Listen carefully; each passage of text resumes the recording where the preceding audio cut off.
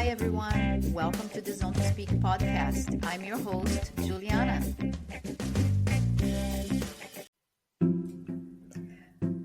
Before the episode, I have got to share one of my absolute favorite ride essentials, the Cyc Plus Smart Pump. This little thing goes everywhere with me. It's compact, powerful, and honestly a game changer on the bike. I love using it mid-ride when switching between terrains. I can drop the pressure for gravel and then pump it back up when I hit the road. Super easy, super fast. And of course, it's a total lifesaver in case of a flat or any loss of air. No stress, no hand pumping. Just press the button and go. You can grab yours with 10% off using my code zone2speak. Link and details are in the episode notes. Trust me, once you try it, you won't leave for a ride without it. Cyc Plus Smart Pump. Smart, simple, and ready for any adventure. Now, let's hear it for the episode. Today on Zone2speak, we are getting into something that sits right between endurance sport and problem solving. My guest is Josh Sprague, endurance athlete, entrepreneur, and the founder of Orange Mud. If you have spent any time in the trail, running, ultra racing, or adventure sports, you have probably come across Orange Mud gear. Hydration packs, multi-gear, and accessories that feel a little different, more practical, more thought through. And that's not by accident. Josh built the company on a simple idea: fix what doesn't work. After years of racing, he kept running into the same frustration, gear that just didn't hold up in real conditions. So instead of accepting it, he started building his own. What started as a DIY prototype turned into a brand that now serves everyone from elite athletes to everyday adventurers, all built around what he calls innovation through frustration. Today, we are going to talk about that mindset and why sometimes the best ideas don't come from inspiration, but from things that annoy you just enough to fix them. Let's get into it. Josh, welcome to Zone2speak. Hey, thanks for having me on. Thanks for being here. So before we started recording, we're just chatting a little bit about your weekend and how you spent doing a 24-hour race. Tell me a little bit more about that. Yeah. So adventure racing is really at the heart of why I started Orange Mud a long time ago. I spent a lot of time staring at my teammates' backs and watching how their backs move in relation to how a backpack sits, and I always hated all these backpacks. So it's so fun. Years later, I kind of took a break from adventure racing. I focused on trail ultra running, gravel biking, and always have done a lot of mountain bike racing. But a few years ago, I got back into adventure racing again, and it's just been great because it bridges the gap with so many of us endurance athletes. We love to go out and push our limits, but I think all of us get bored after a while. If you're an ultra runner, once you hit 100 miles, for many, or maybe even 200-300 mile races, you hit a point where you're like, all right, well, what's next? Or what can I do to complement this? And it's no different in gravel biking. I've done every distance of gravel bike racing, and now that I've taken off on gravel biking, backpacking over the years, that's something that I would prefer to do over racing. But then same thing, it's like, well, without a race, I don't have that mission to go train 5 days a week. So then what do I do? So that's where adventure racing is kind of neat, because if you just get bored of one exercise, you just switch to the other. So this weekend we started racing at Friday night at 8 p.m. My friends, Matt and Jackie, and as a 3-person team, co-ed team. And we started with a couple mile run, or probably a 4-mile run, roughly, all in the bush, and all via map and compass to go find given checkpoints. And then we took off on a mountain bike ride / run that was probably 30 to 40 miles, I would guess. And you can't use GPS in this, so you don't know. Wow. So it's all map and compass only. And this is all in the dark.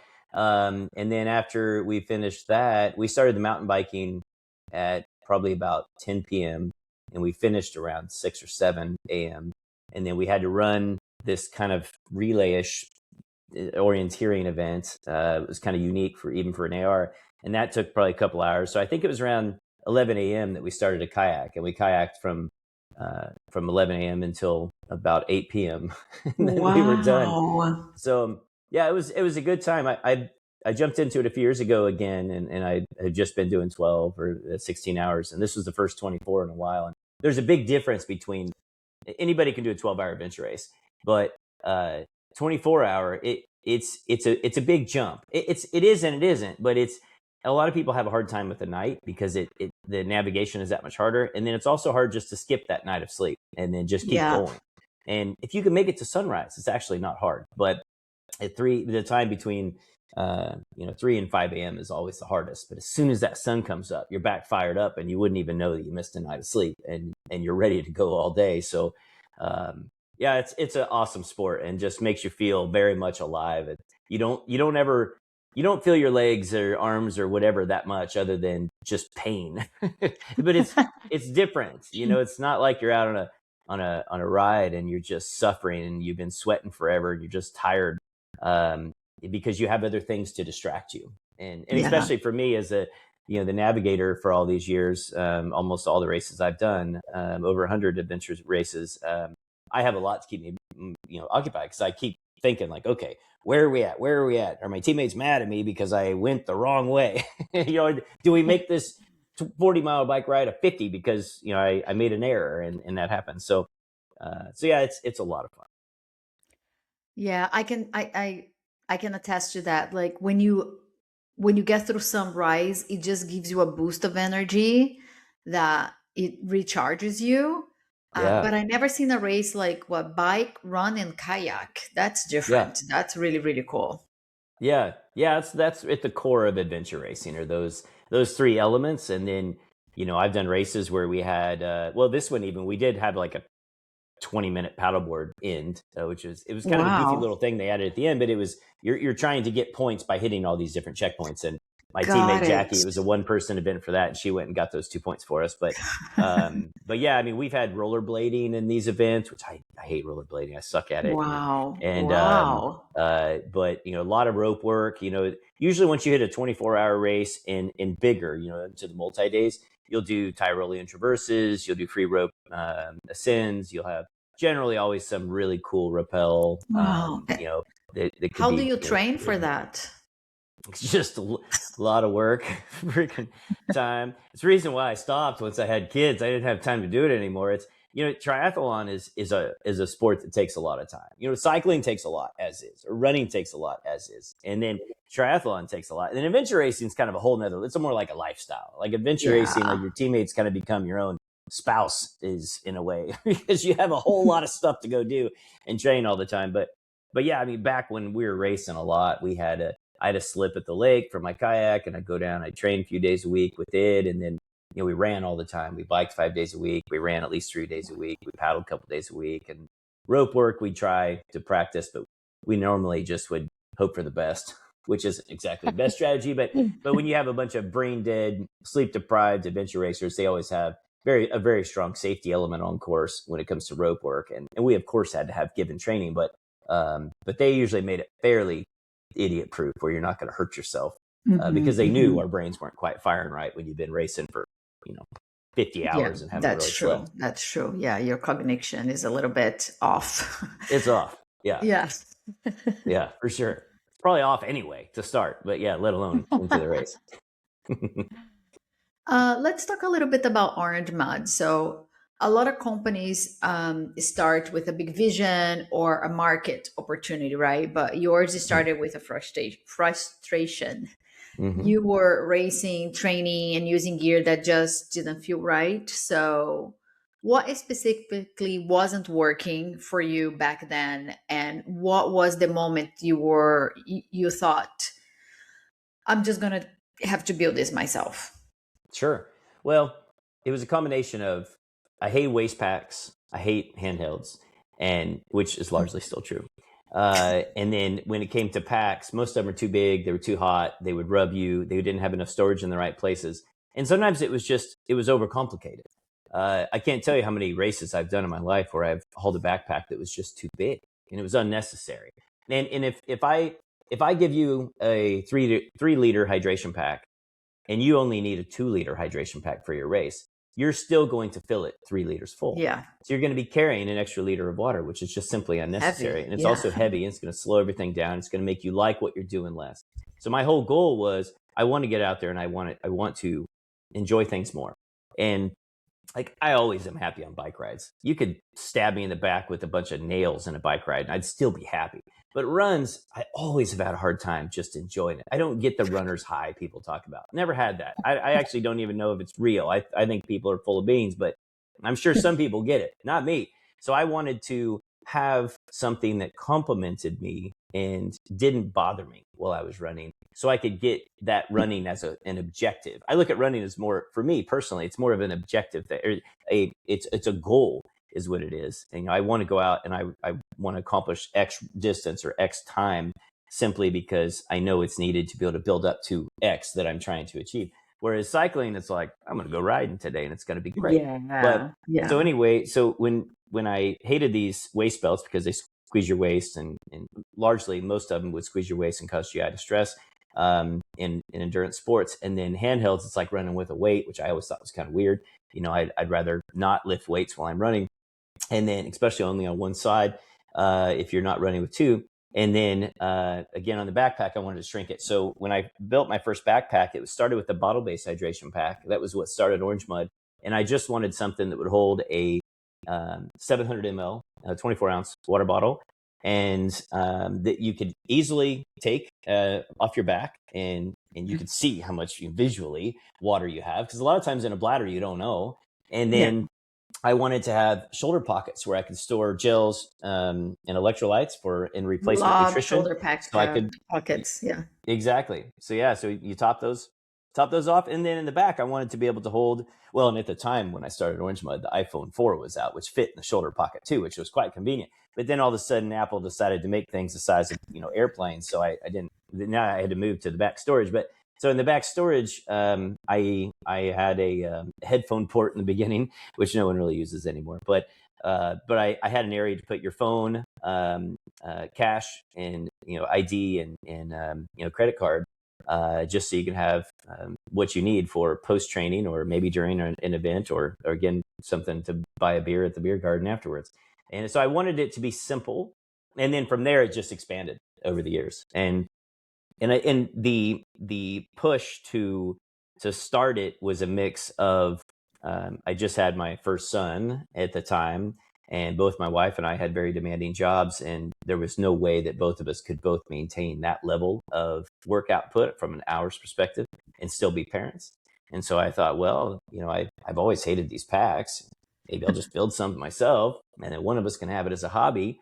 Because I didn't think it would ever be a business, to be honest. I didn't have this grand vision of I'm going to build 27 products for the next 1 year. Right. It was more like, we're going to build this one and just see how this goes. And then it worked out. And then eventually both of us quit our jobs, and 14 years later we're still kicking. Wow, incredible! Yeah. What a journey! It's been fun. Do you think your mindset as an adventure racer, triathlon racer, cyclist, like putting in those long hours, real conditions, real problem solving quickly, Mm-hmm. do you think that experience shaped the way you approach designing your products? Yeah, for sure. Well, in multiple ways. When you're doing any of these, whether it's training or racing, it's always about a forward progress, right? It's always one foot in front of another. And in adventure racing especially is one of the greatest sports for it, because you're constantly met with adversity. You're constantly met with, I have to follow these attention to details. You have a lot of rules that they can get you in trouble. There's a lot of things that are wide open. Like, you have to go from here to there. And that's the only rule, is you have to get from here to there. You can take 27 different routes if you want, or a trillion different routes for that matter, because there's no rule that you have to take trails in many, but there could be in one section.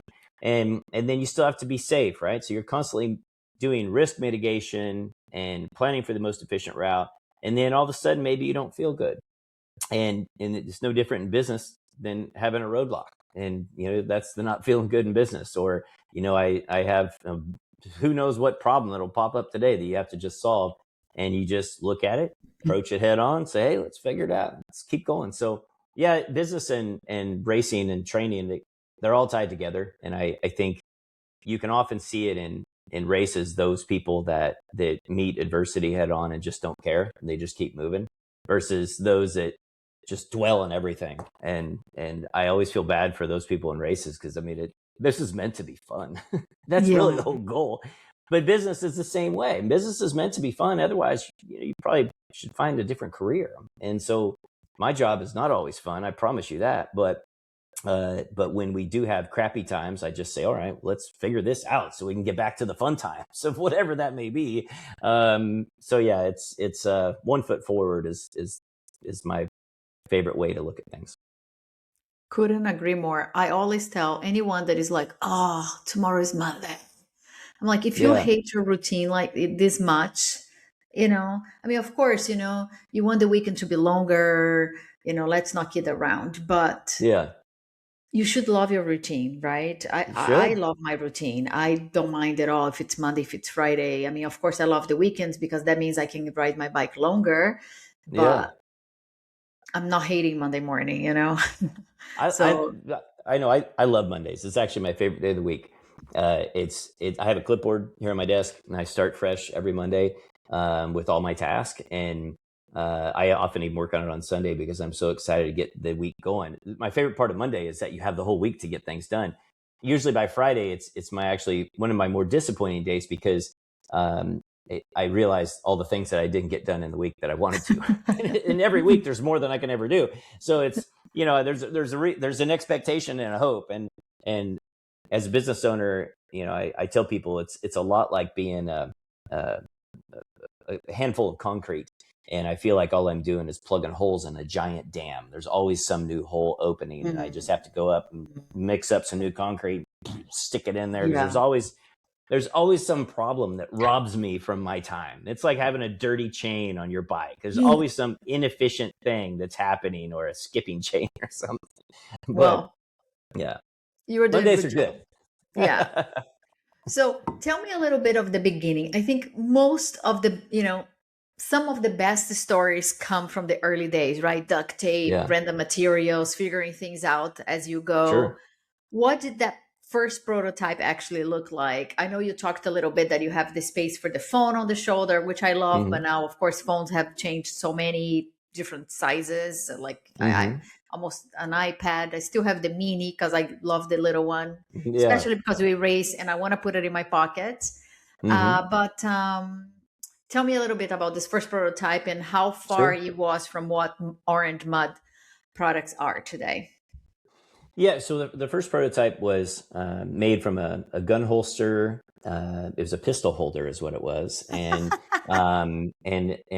so I had it when I was training in California because there was a bunch of mountain lions. I mean, it's not maybe a ton, but there are definitely mountain lions in the area I trained, and in theory, I was going to ride with a pistol there, but I never really liked having a pistol on the side of me when I was mountain biking because I always felt like when I crashed, I'd probably blow my leg off, and then a mountain lion would eat me. So it just wouldn't work out well.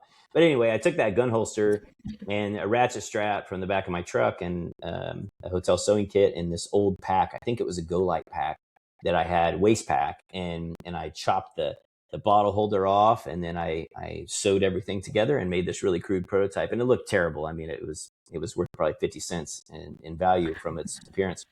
But I needed to get the core foundation of this position up high on my back, which is where I just felt it would be the most stable. And because your upper back just doesn't move very much. Your center of your thoracic area, it has a twist, and your hips definitely have this kind of like almost circular. It's like a figure 8 pattern that they move, but your upper back, it's just really stable. And so I just thought, man, if I could wrap from front back to the back, it would you wouldn't have the issue of lung expansion, and because you're just anchoring. You didn't need chest straps with this first pack I built.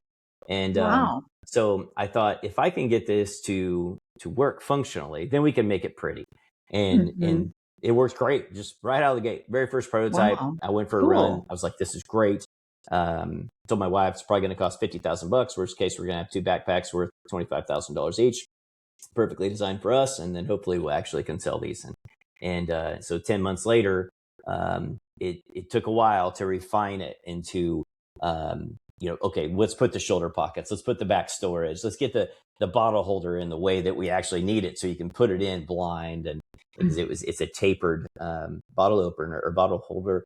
But yeah, 10 months later, we launched, a very refined product for, especially for us not having any knowledge in textiles. And I had a lot of knowledge in manufacturing, but not in soft goods.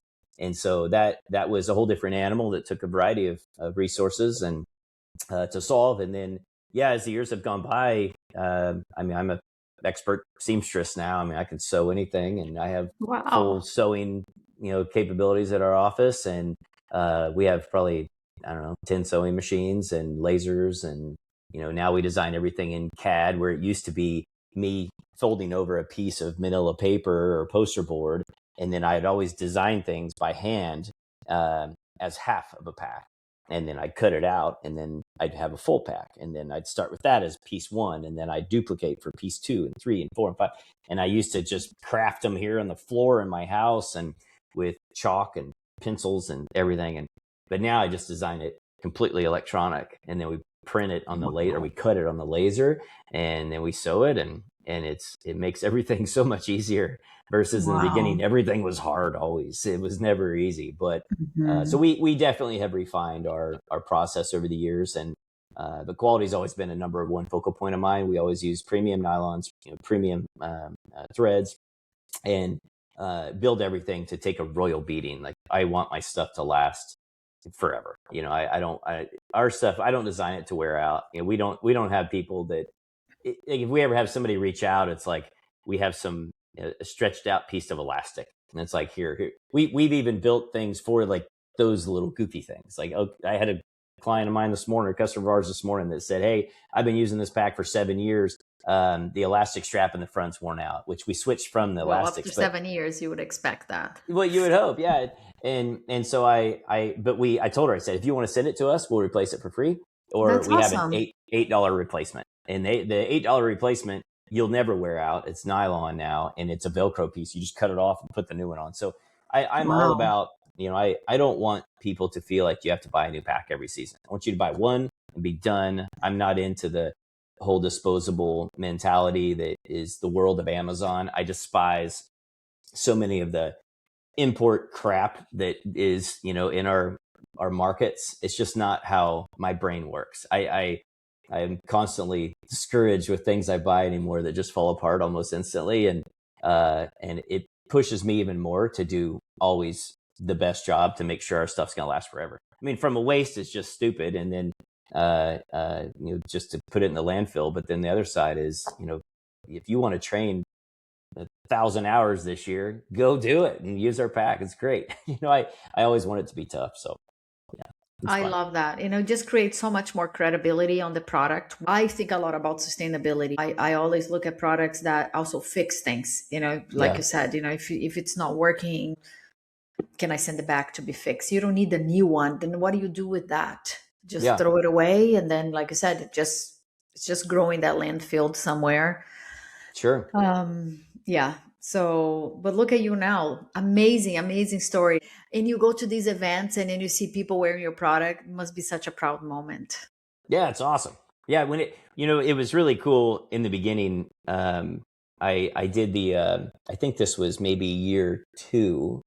I went and did the LA Marathon, and that morning I used to live in California, and it's technically it took me 46 minutes, like the week before when I drove down to LA Marathon area. So I budgeted 2 hours, thinking, well, maybe at 4 in the morning there's going to be extra traffic because of the LA Marathon, because it's huge. And it took me 3 hours to get there. And again, it's a 46-minute drive technically, but it's why I left California. I was so sick of the traffic. But anyway, that day I was literally the last person to start in the LA Marathon, which I think has 40,000 people. It's an incredible amount of Wow. people. Those cities aren't that big. And so I started dead last. I saw it from the parking lot at the stadium. I was looking down at the start line and hearing them 3, 2, 1, go, shot the gun off. And you see everybody running. I was like, oh God, this is going to suck. And so, but I was like, oh, whatever, I'm here. It's going to be a good day. So I go down there And the coolest part about it, when you start dead last, you get to run past a whole bunch of people. And so for the next really all day, as I'd run along, I don't remember the exact numbers now. I used to know this. I think it was like 28 or 42 or something like that, of people that I saw that were wearing our packs Wow. that I at least noticed. And I ran up to each person, and before I told him who I was, I just said, "Hey, how do you like that pack you're wearing?" And each person was like, "Oh man, this thing's awesome!" Blah blah blah. You know, they told me all their stories about it, and they're like, "It's just brand Orange Mud. They're here actually in California too."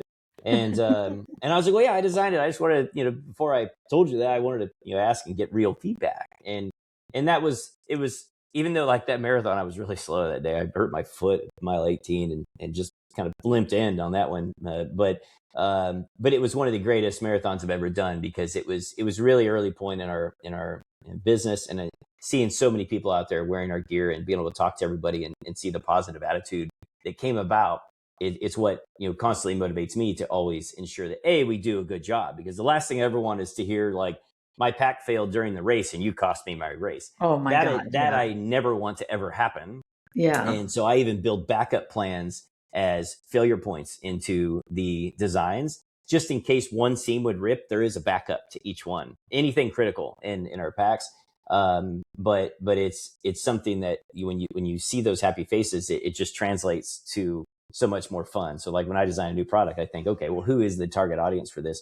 And then, what are they going to be doing that is going to make them, happy completing it? Because it could be a marathon, it could be a triathlon, it could be mountain bike, it could be, endurance, adventure racing, or it could be obstacle course racing or whatever. So Yeah. I always try to think of how could they hurt it, and normally the one thing I can't design around is when you have all your salt and all the sugars from all your crap that you eat on course. And when you have that gets leached into the packs, Yep. and then you leave it in an aid station, mice and squirrels will still get it. That's the one time that we found, like the one thing I haven't figured out a plan yet on that one, but anytime I've heard of my pack got destroyed in the race, I'm like, how'd that happen? Well, the squirrel chewed on it and ate through where all my sweets were. And so fortunately, it's normally on the expandable pockets in the front where it's still functional. But otherwise, I think we've hit all the bases to shut down any potential failure points. Yeah, that's so cool, because all the needs of the athletes on all this category that you just named. Yeah, But a lot of gear looks good on paper, right? Or in a sure. shop, and fails the real conditions. Um, Yeah. so you're just talking about design. So when you design a product, what are you prioritizing first? And I don't know if you can hit them all, like performance, simplicity, durability, or anything else. Yeah. Well, I mean, quality and durability are always number one. I mean, it's Okay. always, I guess, just, I wouldn't say number one, but it's the non-negotiable, I guess, to put it that way. Okay. They have to meet those two requirements. Otherwise, my design fails. But number one is stabilizing the fluids. And I would encourage anybody to look at your pack that way. If you're going for a run, um, what I will say is that when I look at all the publications, a lot of the publications focus on the big brands, right? Because who writes articles in the magazines or for the Yeah. online articles? It's usually the professional athletes that are sponsored by the big brands, and they always target the hyperlight, because a lot of consumers do target that. I mean, you're a cyclist, I'm a cyclist. If we have if we're buying new bolts for our bike that are orange because it'll look cool, we're going to choose the lightest ones. We're going to choose the titanium ones versus a steel, or just because it's going to be lightest. Well, that is often what many brands focus on, is lightweight. And I don't purposely make it heavy, but I don't focus on it being lightweight, because then it alienates my number one goal of durability and Yeah. long-term wear. So Yeah. my number one is stabilizing fluid, because if you're carrying 2 liters of fluid on your back, that's heavy. And if you have 2 liters of fluid flopping around, 4 pounds of weight flopping around, you're going to go crazy with that. Yep. And it's going to cause chafing. It's going to make you upset. And then it's going to ruin your ability to have a good run or ride. So number one is always stability. And then from there, of course, it comes down to accessibility. And what I mean by that is I want you to be able to access the things you're going to use the most during a run or ride, which is your phone, your nutrition. I mean, everybody's going to take pictures. I mean, of course, Yep. maybe the pros aren't, they're hammering, but they're probably going to want to have feedback or whatever. Everybody wants their phone anymore. And so I always have to design things around the most modern phones, which is funny. We're a backpack designer, but really I'm an electronics designer that happens to make backpacks as way off and joke with things. But yeah, so phone secure, and then nutrition at quick access, and then the ability to peel things off. And that could be arm warmers, could be your glasses, could be a hat. You got to have a way to store them. So we Yeah. have 4 pockets on the chest in most all of our packs, and then 2 pockets on the shoulders. And then of course, room in the back, but all that room up front allows you to carry the kitchen sink. If you want to, Snickers or pickles or bacon or blueberries or whatever it is that makes you happy up front, you can keep all that up there paired with your phone and everything. So yeah, stabilizing fluids, and then holding all your essentials. Those are the two things that are the most critical. And then from there, it comes down to, we have just a bunch of different options, because some people, they want the whole wraparound vest. Some people don't want stuff on the sides. Some people, want chest straps. Some people don't. So we've looked at everything as like, all right, well, this type of person wants this, and this type of person wants this, and we hear that from consumer feedback, and that's how we've rounded out all the different products we've made. Is we want to make sure that we're making products that fit in each category. Like I mentioned earlier, I hate handhelds and I hate waist packs, but I have 5 different handhelds, and I have a new waist pack that we designed. And I do love our waist pack, and I love our handhelds, but it's rare that I'll never use a handheld because I hate them. But again, consumers like them. So I gave them one that I believe, for someone that likes handhelds, will make you happy. My waist belt, I actually do love. It's awesome. But, which is funny to say, given I started the business because I hate waist belts.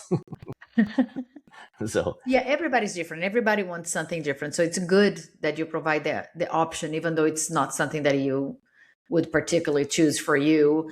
I love a hydration pack. I use it a lot, especially on gravel, because it's more technical. It's much harder for you to get a bottle and drink. Maybe you get no, a bottle out, then there's something on the way, and then you can put it back fast enough and could fall or something. I love, but some people are like, I don't want anything on my back. Yeah. So yeah, it all depends. No, But for you sure. have built this brand around the idea of innovation through frustration, which Mm-hmm. is such a simple phrase, but it says a lot about how you think. How do you think frustration is actually one of the most underrated drivers of creativity, especially in endurance sports? Yeah, no, well, it definitely is. Like my favorite thing is anymore. I've kind of evolved to say that you can solve any problem if you simply define it, and which it ties directly with that. And I mean, like for me, I hated all the other stuff. So okay, that's defining the problem. Now, what do I do to find the solution? And that's where I build my own. So I tell everybody I build everything with me in mind first, and then I make sure it works for as many people as possible with each different product category. But yeah, I think with everything, is as long as you take the frustration and you turn it into a positive outcome, whatever that frustration is, can innovate something really cool. I mean, if you're not going Hmm. on enough, spend enough time with your family, you say, all right, well, you know what, this week we need to do something about it. We just Yeah. need to rather than being disappointed that we don't do enough, we just need to do it, right? And so Yeah. yeah, I think we can all learn from that same mindset when it comes to all aspects of life. Yeah. Yeah. No, completely agree. If you find a solution, focus on that, like you Yeah, did. Yeah. Yeah. And look at you with this, big business now and super happy. And now yeah, it's also a family business. You said your wife works with you. How is that?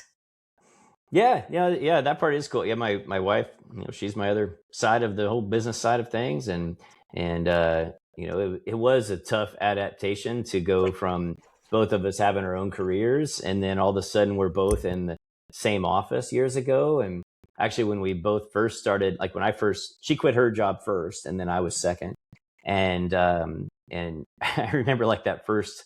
It wasn't very long, maybe the first week working together in a small bedroom in our house, a spare bedroom in our house. It didn't take long to realize that I probably shouldn't be in the same bedroom working with her, Hmm. because we each were used to being in control. And then now we're butting heads. So I learned pretty quick. I'm going to go work downstairs, and then you work upstairs. And then it took Yeah. us a while honestly, years to learn you need to divide up the responsibilities. Yeah. And even now, she has her responsibilities, I have mine, and we try to stay out of each other's lanes on that side. And I think that's been one of the key aspects to learn how to work together. Otherwise, one of us has to be right all the time. And so it's better to like, hey, you be right about your task and I'll be right about my task. And then there's no conflict.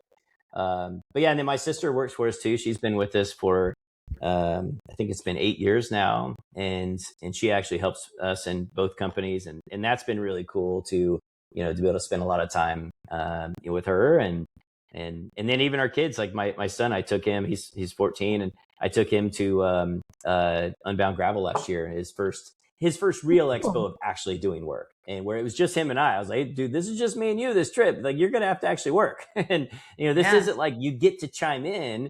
You were part of and the expo? Yeah. We've been, a sponsor or an expo, brand at Unbound, previously Dirty Kansas, for 10 years, probably, 9 or 10 years. And that was really cool, where afterwards, he was like, Dad, that was a lot of work. That was a lot of conversations. And, but he really enjoyed it. Now. Yeah. No, and that's what we're going to do it again here in a couple of weeks, or I guess, let's see, about a month and a half.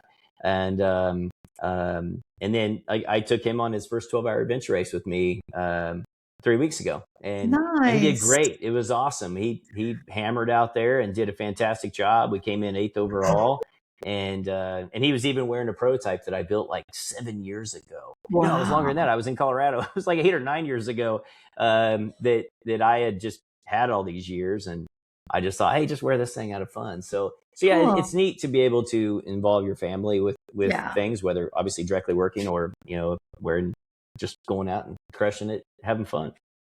Yeah. I'm sure that it's so rewarding. Yeah. And I think, also bring him enjoying, this adventure with you as well. Because I have a daughter, Yeah. she's not into it at all. Like, come on, let's do, nah. Yeah. Yeah. I'm waiting for my daughter to jump on that side. I bought a motorbike this year, last year. And I feel like I've defied the odds on pavement. I've spent way too much time on pavement. I hate pavement at this point. So I'm all about dirt. And, but I had been planning this adventure. We were going to ride from our house to our cabin. We have a cabin, at our ranch about an hour from here. And I went on Ride with GPS, and I mapped out as much gravel as I could, but I did have like B roads that we had to take for a while. And so with Lexi, my daughter, I was like, hey, we're going to ride the motorcycle to the cabin, and then we're going to ride it back. And we're going to do this multiple times, in the future, and go do some big adventures. But this was our first moto adventure. I'm used to bike packing and mountain biking adventures, but this was really cool to take her where we were still enjoying it. And it's really cool when you go up a hill on a motorcycle, you just give it more gas. It's so nice. Like every time I'd see a big hill, I'm like, oh, that's gonna suck. I'm like, no, it's not. I've got a motor. This is awesome. but we had our own fun adventures just doing that. It was 115 miles the way we mapped it there, and 100 miles back, and it was just such a cool thing to find a different path for her at this point. And again, I hope that she'll take to adventure racing too someday, and mountain biking or whatever it may be. But as of now, she preferred to jump on the moto and go have fun. Yeah. Well, at least you have something together. That's nice. Yeah, that's awesome. Yeah. As companies grow, they sometimes can lose that original feel, that connection to the why they started in the first place. Sure. How have you kept Orange Mud grounded in its original purpose as it's been growing so much?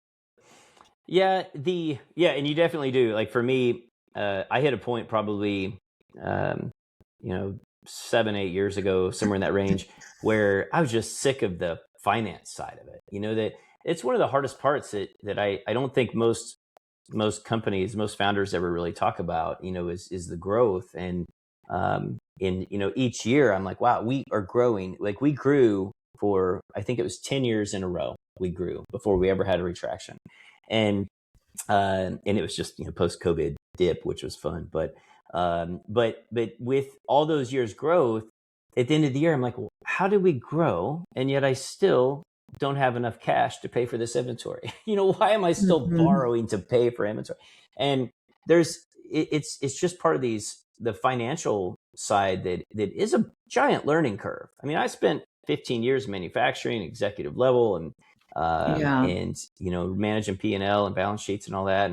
And it's just a different animal, planning for inventory and planning for cash flow projections, planning for e-commerce, growth and digital ad strategy. And it just I started to feel more like the bookkeeper accountant, even though I have those, than I did backpack designer. And it just required a lot more time managing data. And I am a data nerd, but I don't want to do that. Not for my business. I need to be doing something else. So I tell you what, there was two things that changed. One is that almost 7 years ago now, I started a separate business. Only because I was so frustrated with people that were customizing my transition wraps for Orange Mud that I started another business to hurt them. But then, it just grew, and now it's bigger than Orange Mud. But when I did that, it reignited my passion for Orange Mud. Because I felt bad because I was neglecting it, and I felt like I was cheating. I'm like, what? I really should be spending time over here, but I'm spending all my time on the other business, the Seven Clay. And so that helped, actually, oddly, because it pushed me backwards. And but it also taught me a lot of valuable new skills. And like I mentioned earlier in the beginning, I was drawing everything by hand, and that is a slow process. But all of a sudden, I became very talented in Adobe Illustrator, which allowed me to design vector art, which allowed me to make patterns that I could cut on my lasers, and everything would come out perfect from the start. Everything would come out mathematically perfect. If you try to draw a circle with your hand, you're not going to draw a perfect circle, but the laser will every single time. And so I didn't realize the impacts of having imperfect patterns and why it took me so long. A lot of times I thought I was a bad sewer. I didn't realize it was because I had patterns that weren't cut perfectly clean, because mathematically, if you're off by a 1/4 inch on a radius, it ends up translating to a much larger value when you're cutting everything out. And hence why I'd have all these delays. Well, so that part helped to bring it back and find my excitement for it again. And then the other part, I think, to stay motivated is you have to stay engaged. And over the years, I think probably many of us have this anymore, where we're over engaged with social media. And for years, I was very, very engaged with it. And I'm not as engaged as I used to be. However, I did take a big break where I'm like, I just can't be on this. I just can't do it. I have my team that manages social media and does all this stuff, but I was way too in the weeds to scale a company. And so I took a step back, and I really worked diligently to just removing myself from day-to-day management of social media and watching what's going on and being a part of the communication, for better or for worse. And because it'll just wear you out is the problem. So you need to focus on what are you doing that is going to make you happy for the long term. And if I can make myself happy, then I'm going to do a better job making products and make sure that I'm doing things to help people out, versus being steered by some negative naysayer or whatever it may be that you're following on social media. So yeah, I think staying motivated, it's definitely a challenge. I think most brands probably go through, or at least most owners, probably go through, because we have to live it. We don't have a choice. Every day, if there's a challenge, we have to deal with it. And so it sometimes can rob you of some of them excitement, the successes. But yeah, it's a never ending challenge to work through, I guess. I'm just going to jump in here for a quick break from the conversation, because if you have been listening for a while, I only share brands that I actually use and love. One of these is Code Age. They make science-backed supplements that really support active lifestyles. I have been taking their creatine gummies for recovery and strength, and the women's multivitamin for energy and immune health, especially during big training weeks. They have got everything from hydration to collagen and endurance blends, all top quality. You can get 10% off with code zone2speak at coldage.com, and you will be supporting the podcast while you are at it. All right, back to the episode. Yeah, I think sometimes, especially if it's your own business, you can get so deep into it, and then you ended up also, of course, it's your own business. You have to do all the tasks. I'm glad you took that break and that step back, and then redefine your role in the company and have other roles, maybe not redefined, but filled with other people doing like the social media management and maybe some of that Yeah. finance, big data stuff. Yeah, it's a Uh, big piece. Yeah, Yeah. it's And it's a big piece, and you don't want to be a bookkeeper, like you said. You started the business from yeah. inspiration of creating products. Yep. Yeah, we rolled out. If you've ever read the book or if studied EOS, you'll start. Well, I implemented EOS in our businesses, and I read the book. Gosh, I'm drawing the blank on the dang name of it now. But it's a book about EOS. I can't believe I'm drawing a blank. But the core foundation is that once we went through the process of doing something as simple as an org chart, the contractor I hired to help me out with EOS implementation, she was like, Josh, go through and list out all the roles required, and we did, and then we looked at how many of them were tied to me, and it was like everything. I mean, everything had a high tie to me. And that's when I realized, God, I'm doing a bad job as a leader because I am way too important and I shouldn't be, So it was one of the coolest things I can ever say I've ever done. I wish I'd have read this a million years earlier, is just to clean things up and let's look at the roles that each of us should be doing so we can all be awesome, and rather than too many people counting on a single person or maybe just a handful of people in an organization. So it was really cool. Yeah. If you ever struggle in an organization, look up EOS and dig in, and you'll be amazed at how much more efficiency you can probably get and make everybody happier because you have a clearly defined role. Yeah. No, that's really, really, really important. And I'm sure everybody's going to be curious about that book. But also sometimes as a business owner, it must be hard because also, there's cost and you cannot just be adding headcount. Sure. I know you have been open about mistakes, things that didn't work, and ideas that didn't land. Is there Mm-hmm. any mistake that ended up being one of your most valuable lessons that you can share? Yeah.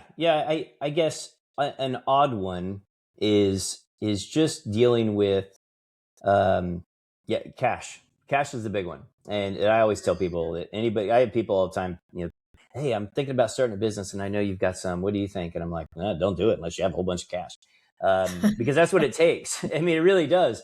And because ultimately, you may be doing awesome today, but you better save every penny. I mean, it's seriously, it's something that has been a great lesson for us over the years, where whether things are good or bad, well, especially if they're good, you better put that money in the bank because the bad is coming. It's an up and down, right? It's a wave, and it's not necessarily bad. It's just change is coming, and you can't control what that's going to be. And so one of our hardest pinch points ever was coming off the COVID spike. We had our factory in Saigon in Vietnam, Ho Chi Minh, that they closed down the entire country with COVID about a year and a half or 2 years after COVID happened. So they just averted COVID madness for the first couple of years, which was crazy. And we were very fortunate because we were able to have inventory and we were able to keep building. And but then all of a sudden we weren't. And it hit at a point that we had new products coming in, new product releases, and then we had replenishment coming in. And it hit right at that point. They were getting ready to ship our new product releases as well as replenishment queued up. I had multiple POs, and this was 7 figures of value. And when my project manager reached out in June that year, she's like, "Hey, Josh, I hate to tell you, but we are going on shutdown right now. We don't know when we're going to be able to reopen." And I was like, "Well, that's not good at all." like, do you think it'll be a couple months or a week? And she's like, we have no idea. And it ended up being like 7 months. And then when Wow. when they came back to work, so we missed new product releases that year. As of June, we were up 56%. I think it was 56%. Yeah, we were at 56% as of June that year. And by the end of the year, we ended up being down 38. I think it was 38%. And because we didn't have hardly any inventory, we missed out on a lot of our new product releases. We missed out on a lot of our Oh, replenishment. We man. sold out, and our inventory takes 6 months to build. So it's not like I was slacking. I mean, I placed those orders in January, February, and March that year that were all going to be shipping between the end of June and August, and none of those actually shipped until February. And then so when she's like, yeah, she calls me in February, like, hey, good news, everything's shipping. I'm like, well, what do you mean exactly? Like everything. She's like, well, like everything. I was like, wow, man, that's how much is that? I went into QuickBooks. I'm like, oh shit. And it was $1.2 million. And I'm like, wow, this is going to really hurt Whoa. because I had a bunch of money set All at aside. We once. sell. Yeah. Yeah, you have to push all that money. I mean, every time you sell, you have to take a percentage of that product, put it back into cash. And I had a bunch set aside, but I did not have that much money set aside. And it taught me a very valuable lesson because I quickly realized I should have done a better job. I would have never forecasted that problem that happened to happen. It was Of the course you worst case couldn't. scenario. Yeah. But I was really worried it was going to put us out of business because Hmm. it was not only the catastrophic effect of that impact ended up being a 1.4 million after it was the one thing I had to pay the factory. And then at the time, this is when all the shipping rates were crazy. And as opposed to paying $5,000 to $8,000 per 40-foot shipping container, which I had 4 of, I was paying $38,000 per shipping container, and I had 4 of them. Holy crap. So I had to pay a ridiculous amount in shipping, which was awesome. And I needed the inventory. So it's there's just no choice. You got to move forward. And so we did, and I had to freaking scrape every dang penny off the planet to be able to pay them bills. And I really didn't know what would happen after that, because what was even more awesome, unlike now where it's typical 45 days to be able to ship from Ho Chi Minh to here, at the time it was taking like 4 to 6 months. And so we didn't even get a lot of that inventory until Q3. So even though I paid for all of it, so I had not only a whole bunch of money out, but I have no inventory to be able to show for it. So we actually missed that summer. We still missed a whole bunch of sales, and we ended up being down again because we had no friggin' inventory. So it's like, Oh, God. And then man. you lose market steam. You lose, like Amazon, Yeah.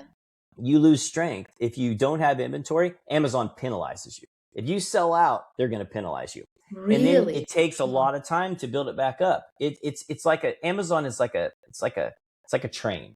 And once that train is up to speed, if you're selling and you're keeping inventory in there, they're happy and they're going to keep sending, work your way. But as soon as you sell out, they punch you in the face and say, you're an idiot. Sorry, you're going to suffer. And then it can take months to get your Mm. momentum back. And so there's all these things. And I didn't know that. That was the first time I'd ever had inventory issues. I came from manufacturing. I'm pretty good with planning. And I Wow. had never in my time in business had sold out, unless of having some freak huge purchases, which happen from time to time. But I had never previously sold out, especially to that level. And so it was a 2-year impact from one problem.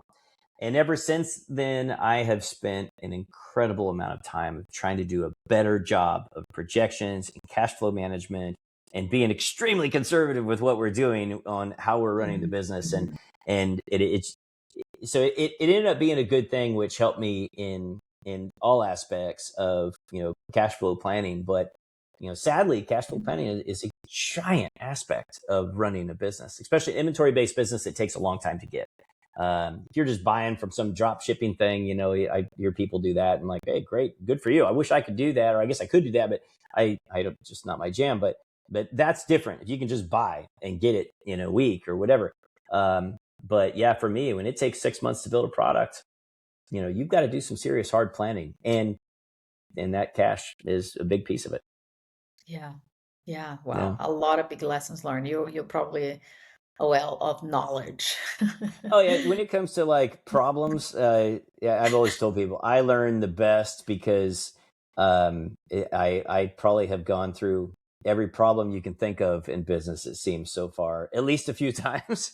So, there's always a new problem. My God, that's generally how I learn the best, is Mm. having adversity sent my way. And trust me, I'd be more than happy to not have adversity sent my way to learn. But Always. unfortunately, I seem to get my fair share, and it is what it is. You just Yeah, but roll look with at it. you. Now you have two business, and they said the other one is even bigger than Orange Mud. And Yeah, Orange Mud was based on problem solving. So yeah, are you still chasing problems to solve, or yeah. has your perspective shifted now that you are established?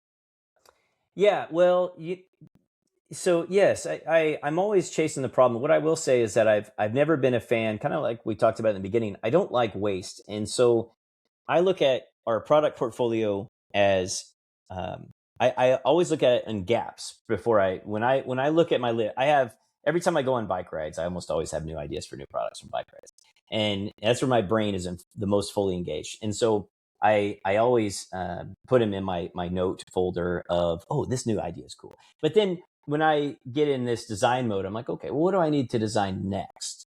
And I look at the list and I have well, Josh wants this, but really, does that does that duplicate a purpose that we currently Mhm. have? And so I see a lot of brands that will have multiple products that will cover the exact same use, and I don't do that. And now, what I will say that I've learned from that is that there's a penalty to that. The reason why I think a lot of brands do this is because consumers have different perspectives of what it is they want. Maybe there's a certain color or a style or a look or fit or whatever that they want, but also with having the same product that does multiple things will allow um, consumers to come and buy two or three different packs that accomplishes the same goal, but they'll keep coming back. So I get that as a business, but I don't run things that way. And so I know I have a penalty because I don't always innovate new things that just create demands when you already have something that works. But I see in watching consumers and people that are, say, super fans of our brand, I'll see that I can tell that I may sometimes lose them because I didn't come up with something new. And Mhm. I didn't ever really factor for that. Because again, I'm kind of a loyal guy. If I find something I like, I stick with it and run. But Me I find too. some people are like, hey, I've been using this pack for 4 years. And, since you haven't changed it, I just wanted to try something different. And I hadn't considered that as an option.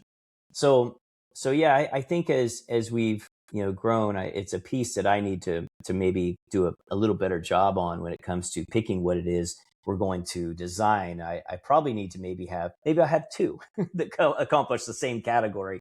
Um, Rather than I feel, well, I guess to say it, I feel like we have rounded out our categories quite well. So now maybe I need to either come up with uh, another version of the same, or maybe some slight twist to where it gives people the opportunity just to use something different. So I know it's kind of a weird answer to the question, but it's No, it's not. It I makes really, sense. I get it now that you're saying it, it does make sense. I'm like you too. Like if something works, sometimes I just even buy two, even the same color yeah, or, different colors. But, there are people that want, always what's shiny and new and yeah, different, or the friend bought and I want to try.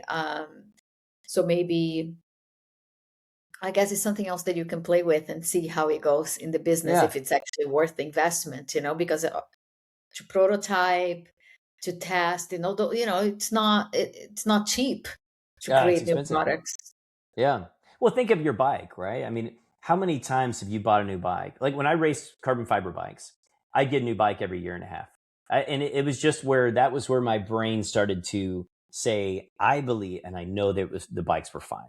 But in my head, I'm like, maybe I pushed the limits on that bike a little too long. Maybe it's time for a new one. And maybe it's just because I want a new one. Maybe it's because the new one's prettier or fancier, or has a color I Yeah. like, or has some I want. But I hit a point over the years for me personally where I switched to titanium and steel bikes 8, 9 years ago, and I hardly change my bikes out anymore. I may throw some new wheels on them or new hubs or something, Yeah. but I stick with the same thing because it's consistent. It's consistent. It performs great. But again, I know a lot of consumers aren't like that. They're going to buy a new bike every 2 years because they want to, or it doesn't. There's no improvement gain. they just want it. So yeah, it's part of, I guess, that business growth where you have to kind of decide whether are you going to go down the area of trying to focus on being more of a higher commodity turn, or do you focus on quality? And I've just always had that BMW Toyota approach where I'm going to build a product that's built like a rock and it's going to last forever. And it's a consistent theme. Like I would say, like you look at like a black BMW or a black Honda Accord, or a red Toyota truck. All those things are just consistent, and they're workhorses. And I guess that's how I look at what I design. I look at that workhorse. I want it to just last you as long as you can. And so it's just a different mindset versus let's go find that blingy whatever Ferrari that may be in the shop a lot more. I don't know. So Yeah. No, yeah. I mean, I think, I use a hydro pack. So for me, if I find something that fits me and it's not dragging around, like on the bike or on the run, Mm-hmm. trying to push to one side or to the other side, or I think actually I saw on Instagram the other day a reel of this girl that she went out and she put butter in her. I have to find it and send it to you. And no, Yeah. she put milk and made butter after her run. Like how many kilometers you Yeah. take? God. That's awesome. I like that. That's going to be our new challenge on social media. Yeah, Yeah. make How many? butter with our Yeah. pack and get a prize. I like that. Yeah, or ice Yeah, cream. You thank could do you. the same thing with, how cool would that be if you go for a run, you mix in you got your salt on the outside, and you've got your ice cream mixture in there, and how far do you have to run to turn it into ice cream? That's not a bad idea. Yeah. Then you get to So have yeah, ice I cream. think if you find something that works, I'd stick with it. But yeah, some people want what's shiny and new. Yeah. Yeah. Yep. That's for sure. Well, you said people can get orange mud on Amazon. Is that still the Hmm. case? Like where can we see all the products? Sure. Yeah. Orangemud.com, or Amazon. We have most everything on Amazon.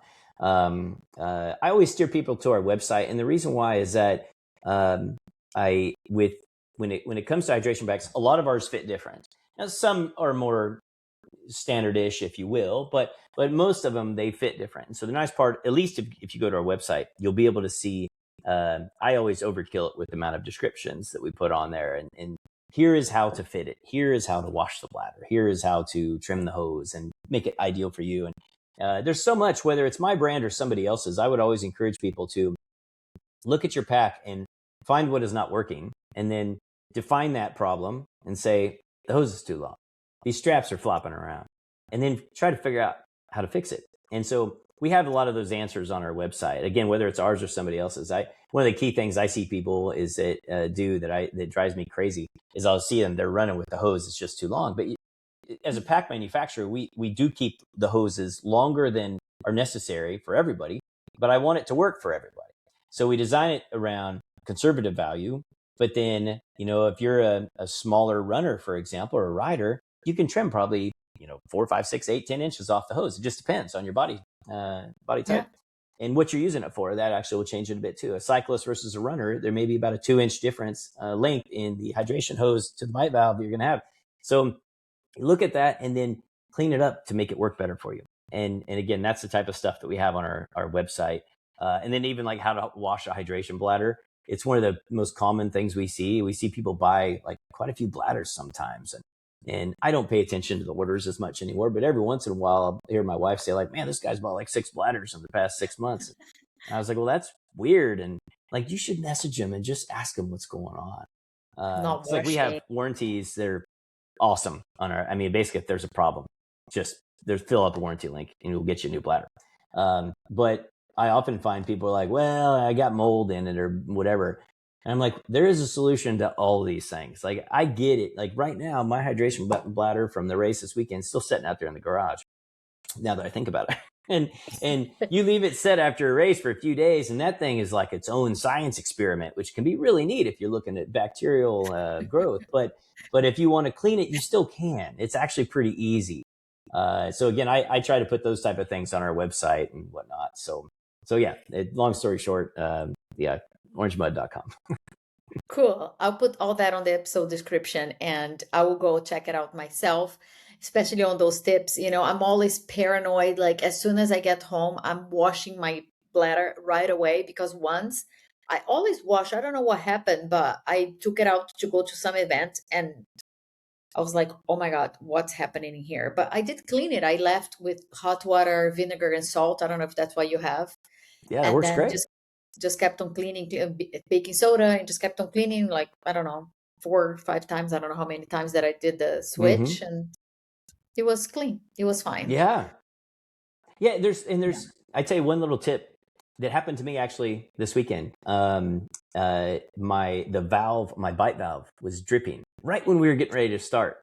I was like, oh man, but um, I hadn't had that happen in a long time, and I thought, man, surely this thing's not worn out. I was pretty sure it was really new, and because I do have an incredible amount of bladders around my house, but one tip that may fix somebody's race is that I took my bite valve apart, and all these bite valves, almost all of them, from Hydropack anyway, which is the number one supplier to most OEM brands, you can take the TPU off the tip, and then there's this little blue insert in there, and you just pop it out, and probably what it is a speck of dust, a speck of your hydration mix that gets in there, and it allows it just to drip, drip, drip, drip, drip, which will drive you crazy. And you may Yeah. not be able to fix that, especially if it's like a piece of sand that got in there.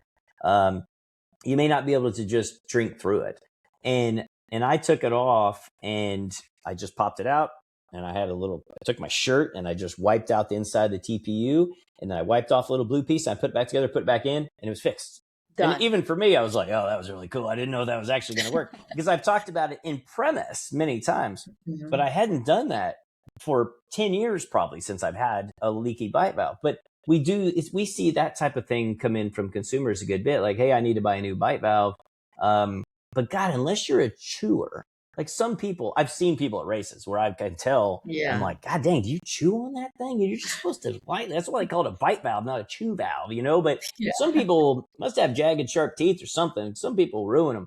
But just, yeah, a fun tip that, any of your cyclists may really enjoy is, if you ever have a leaky bite valve on your hydration bladder, just take that piece apart, and you can probably just clean it and it'll be fixed. You don't need to buy a new one. Awesome. Awesome. Yeah, it's fun Well, stuff. Josh, this has been such a refreshing conversation. So much fun talking to you, learning more about how you build this company and the products that are amazing. The story is Thank you. really a reminder that a lot of great ideas don't come from trying to be brilliant, just solving a problem, paying attention to Yeah, what's not working, and being willing to fix it. So thank you so much for being on Zone to Speak. appreciate it. Love sharing the stories. Thank you very much. And that's all for today's episode. I want to thank the listeners for tuning in. Your support means everything. If you enjoyed this episode, please consider following, leaving a review, and sharing it with your friends.